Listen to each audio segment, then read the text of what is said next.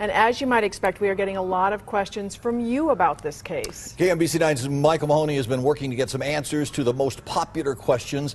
The question we've been asked the most: where are the other two young boys from this family? Michael, what can you tell us tonight? Well, they remain largely out of sight, Larry.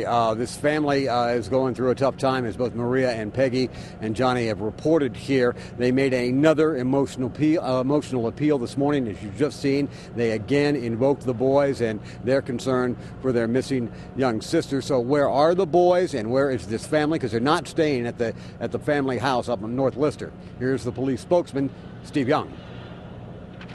They remain in contact with the police department. I don't know where they're choosing to stay or what they're doing with their children, but I just know that our detectives have still been in contact with them and they continue to be cooperative. And Young also says that they remain in constant contact and they can get a hold of them for updates or the latest whenever they need to. Larry? So, Michael, are police getting any reliable tips from the hotline? And if they are, what are they doing with them tonight?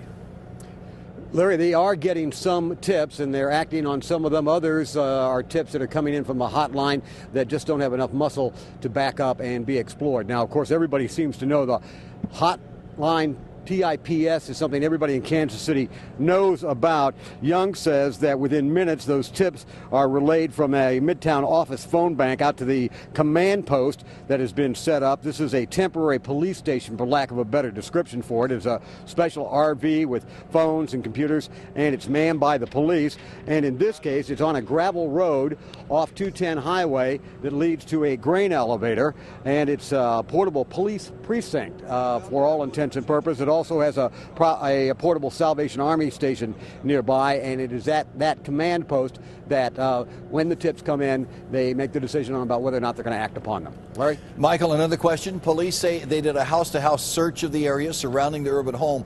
Did anything come of that?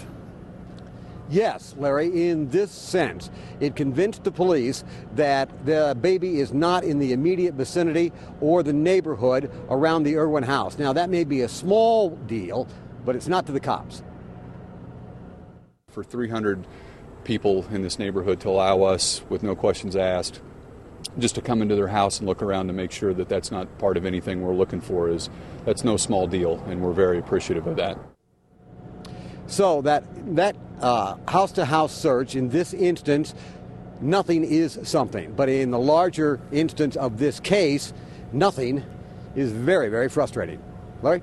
Michael Mahoney, thank you very much for your answers. Thank you very much for the latest.